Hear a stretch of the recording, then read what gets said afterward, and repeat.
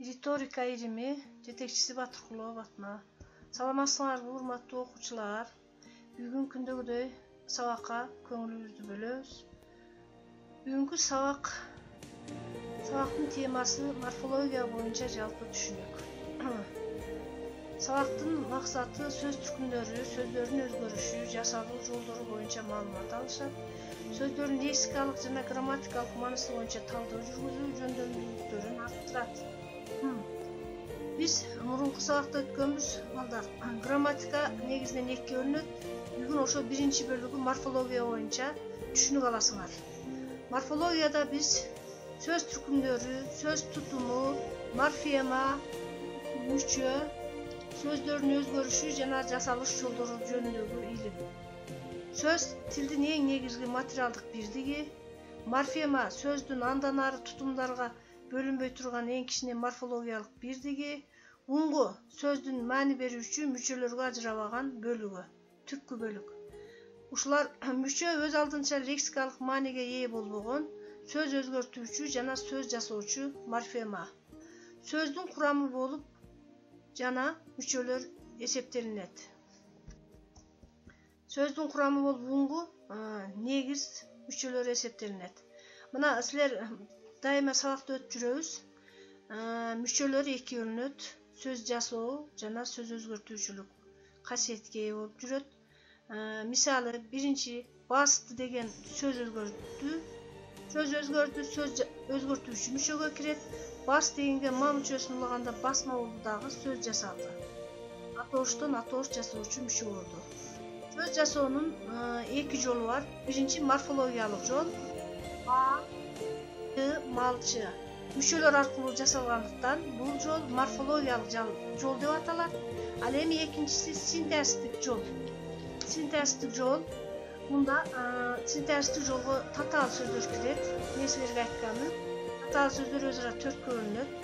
Кош сөз, мисалы бала чака, кары жаш. Кошмок сөздөр таш көмүр, кызыл кыя. Кыскартылган сөздөр бу жоч, бириккен сөздөр быйыл, бул жыл, тыяк, тигил жак деп. Ошентип морфологияда сөздөр эки жол менен жасалат дагы. Морфологияда өз алдынча категорияларга бөлүнүп кетет. Биринчи сан категориясы, жекелик сан, дарак, балык, көптүк сан. Лар мүчөсү аркылуу жасалат. Дарактар, барлыктар.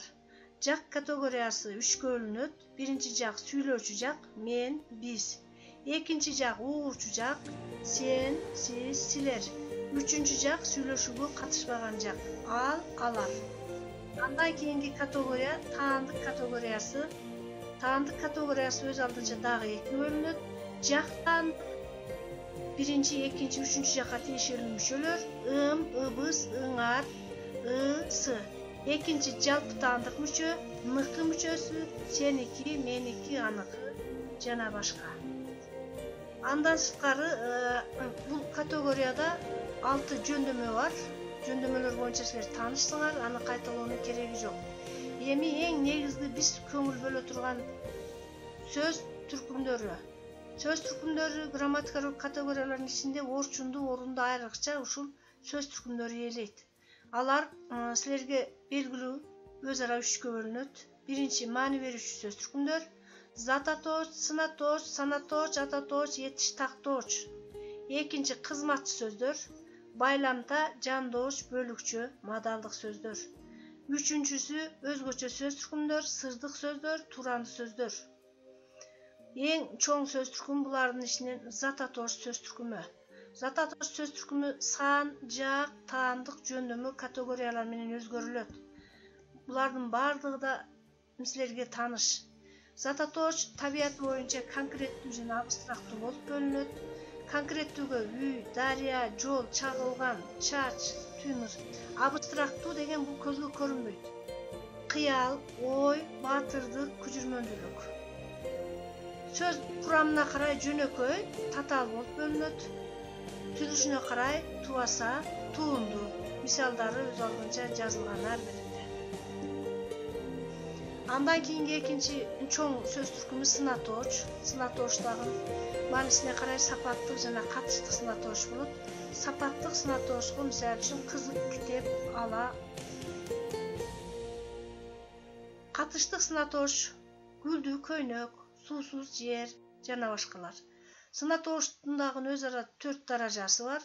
Birinci jay daraja, kızıl kök, salıştırma daraja, salmagor, boyu biygirek, basаңdatma daraja, ış, gıl, gıç, ıltır, omuk, ça degen müçeler arkылуу özgörülöt. Misal üчүn kөгүş, kızgıl, bozomuk degендей.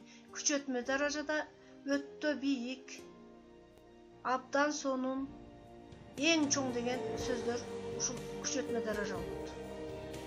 Kийинги сөз түркүмдөр санаточ, булар дагы татаал болот. Андан сырткары маанисине карай эсептик санаточ, 4 иреттик, ыңчы мүчөсү аркылуу 3-чү, 12-чи жамдама, о, ö мүчөлөр аркылуу бирөө экөө чамалама, ай, даган, дай мүчөлөр аркылуу, мисалы 30-дай, 40-дай, бөлчөк сан 5-тен 2, 3-төн 1, топ сан 2-2-ден 3-3-төн.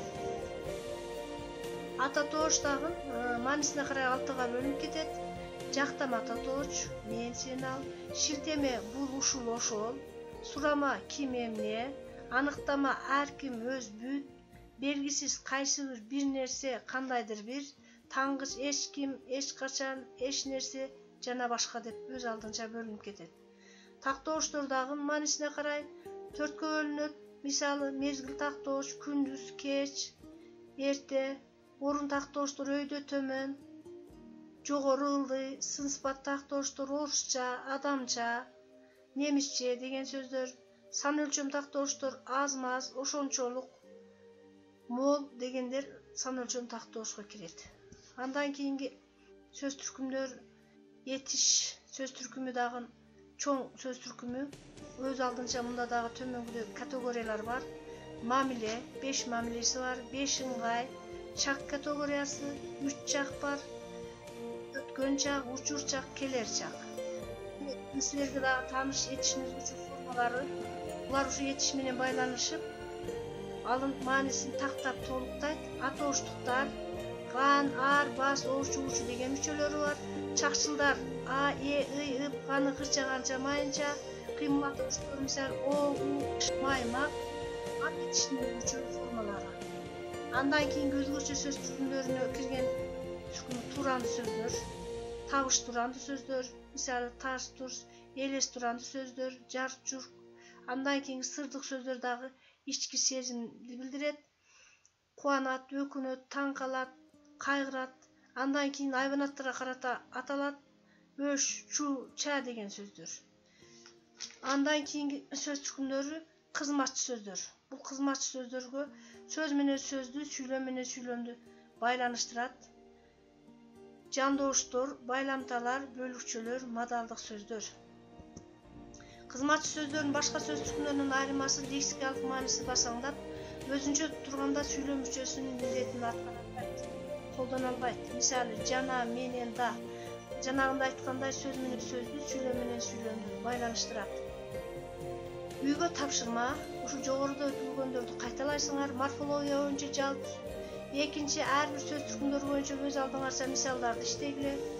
Үчүнчү, сүйлөмдөргө талдоо жүргүзүү, тестке даярдануу. Кийинки сабакта ушул сөз түркүмдөрү морфология боюнча тест иштейбиз. Саламатта калыңыз.